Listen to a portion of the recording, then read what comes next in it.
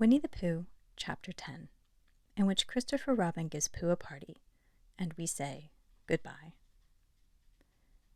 One day, when the sun had come back over the forest, bringing with it the scent of May, and all the streams of the forest were tinkling happily to find themselves in their own pretty shape again, and the little pools lay dreaming of the life they had seen and the big things they'd done, and in the warmth and quiet of the forest, the cuckoo was trying over his voice carefully, and listening to see if he liked it. And the wood pigeons were complaining gently to themselves in their lazy, comfortable way. That was the other fellow's fault, but it didn't matter very much. On such a day as this, Christopher Robin whistled in a special way he had. An owl came flying out of the 100-acre wood to see what was wanted. "Owl," said Christopher Robin, "I'm going to have a party." "You are you?" said Owl.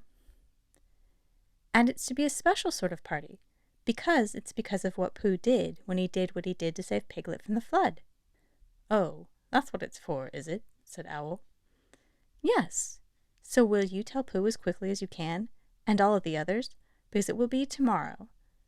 "Oh, it will it?" said Owl, still being as helpful as possible. "So will you go and tell them, Owl?"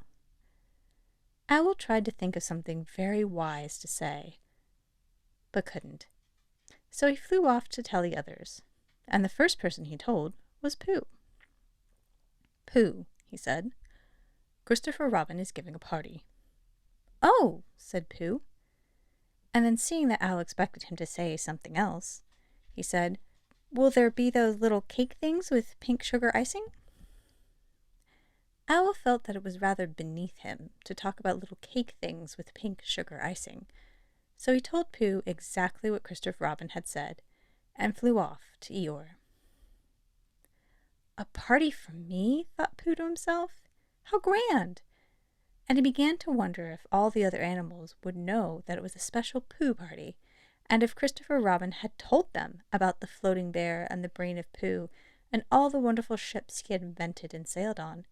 And he began to think how awful it would be if everybody had forgotten about it, and no one quite knew what the party was for.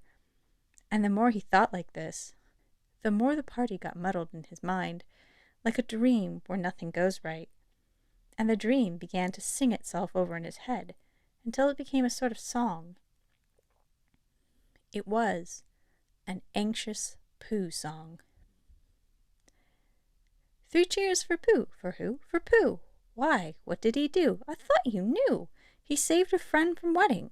Three cheers for Bear. For where? For Bear. He couldn't swim, but he rescued him." "He rescued who?" "Oh, listen, do. I'm talking of Pooh." "Of who?" "Of Pooh. I'm sorry, I keep forgetting." "Well, Pooh was a bear of enormous brain. Just say it again. Of enormous brain." "Of enormous what?" "Well, he ate a lot. And I don't know if he could swim or not, but he managed to float on a sort of boat." "On a sort of what?" "Well, a sort of pot. So now let's give him 3 hearty cheers."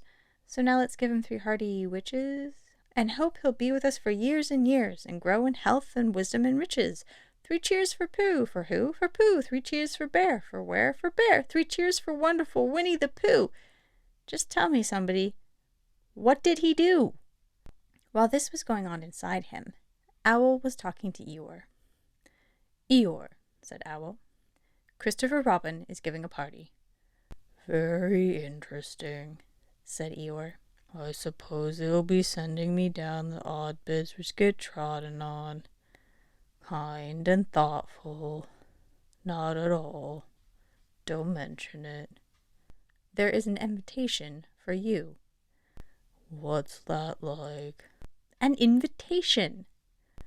"Yes, I heard you. Who dropped it?" "This isn't anything to eat. It's asking you to the party. Tomorrow." Eeyore shook his head slowly. "You mean Piglet, the little fellow with the excited ears. That's Piglet. I'll tell him." No," said Owl, getting quite fussy. "It's you." "Are you sure?" "Of course I'm sure. Christopher Robin said all of them.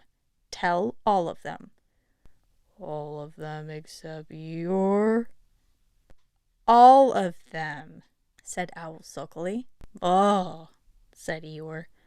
A mistake, no doubt, but still, I shall come. Only don't blame me if it rains. But it didn't rain. Christopher Robin had made a long table out of some long pieces of wood, and they all sat around it. Christopher Robin sat at one end, and Pooh sat at the other. And between them on one side were Owl and Eeyore and Piglet, and between them on the other side were Rabbit and Roo and Kanga. And all of Rabbit's friends and relations spread themselves out about the grass and waited hopefully in case anybody spoke to them, or dropped anything, or asked them the time. It was the first party to which Roo had ever been, and he was very excited. As soon as ever they had sat down, he began to talk. "Hello, Pooh," he squeaked. "Hello, Roo," said Pooh. Roo jumped up and down in his seat for a little while and began again. "Hello, Piglet," he squeaked. Piglet waved a paw at him, being too busy to say anything. "Hello, Eeyore," said Roo. Eeyore nodded gloomily at him. "It will rain soon. You see if it doesn't," he said. Roo looked to see if it didn't, and it didn't. So he said, "Hello, Owl." And Owl said, "Hello, my little fellow," in a kindly way, and went on telling Christopher Robin about an accident which had nearly happened to a friend of his, whom Christopher Robin didn't know. And Kanga said to Roo, "Drink up your milk first, dear, and talk afterwards." So Roo, who was drinking his milk, tried to say that he could not do both at once, and had to be patted on the back, and dried for quite a long time afterwards. When they had all nearly eaten enough, Christopher Robin banged on the table with his spoon, and everybody stopped talking and was very silent, except Roo, who was just finishing a loud attack of hiccups, and trying to look as if it was one of Rabbit's relations. "This party," said Christopher Robin, "is a party because of what someone did, and we all know who it was, and it's his party because of what he did, and I've a present for him, and here it is." Then he felt about a little and whispered, "Where is it?" While he was looking, Eeyore coughed in an impressive way and began to speak.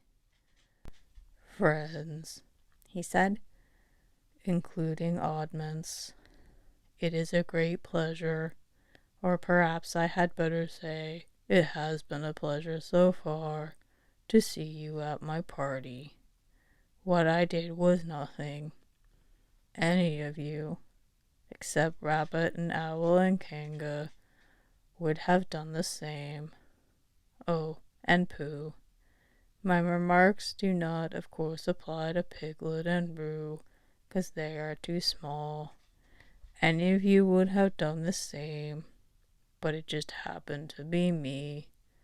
It was not, I need hardly say, with an idea of getting what Christopher Robin is looking for now." And he put his front leg to his mouth and said in a loud whisper, "Try under the table. That I did what I did, but because I feel that we should all do what we can to help. I feel that we should all—" "Help!" said Roo accidentally. "Roo, dear," said Kanga reproachfully. "Was it me?" asked Roo, a little surprised. "What's you are talking about?" Piglet whispered to Pooh. "I don't know," said Pooh rather dolefully. "I thought this was your party." "I thought it was once, but I suppose it isn't. I had sooner it was yours than yours," said Piglet. "So would I," said Pooh. "Hey, said Roo again. "As I was saying," said Eeyore loudly and sternly, "as I was saying, when I was interrupted by various loud sounds, I feel that—" "Here it is," cried Christopher Robin excitedly. "Pass it down to silly old Pooh. It's for Pooh." "For Pooh?" said Eeyore. "Of course it is. The best bear in the world." "I might have known," said Eeyore. "After all, one can't complain.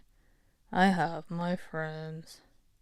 Someone spoke to me only yesterday, and it was last week, or the week before that, Rabbit bumped into me and said, 'Bother.' The social round. Always something going on. Nobody was listening, for they were all saying, "Open it, Pooh." "What is it, Pooh?"